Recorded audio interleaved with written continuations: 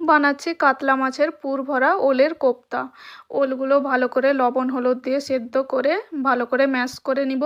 তাতে পেঁয়াজ কুচি, লঙ্কা কুচি, অল্প বেসন দিয়ে ভালো করে মাখিয়ে নিব।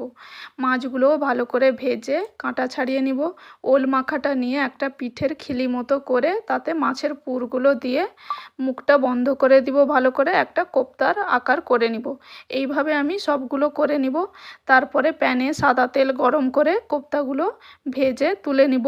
আলাদা একটা কড়াইয়ে সর্ষের তেল অল্প দিয়ে তাতে কালো জিরে, কাঁচা লঙ্কা চেরা ফোড়ন দিয়ে টমেটো কুচি দিয়ে দিব। টমেটো কুচিগুলো একটু নরম হয়ে এলেই শুকনো লঙ্কা বাটা দিয়ে দিব। শুকনো লঙ্কা বাটাটা একটু ভালো করে রান্না করার পরে পোস্ত বাটা দিয়ে দিব। পোস্তর কাঁচা গন্ধটা চলে গেলে পরিমাণ মতো জল দিয়ে কোপ্তাগুলো দিয়ে স্বাদ মতো লবণ, সর্ষে বাটা দিয়ে কিছুক্ষণ ফুটিয়ে নামিয়ে নিলেই কোপ্তার তরকারি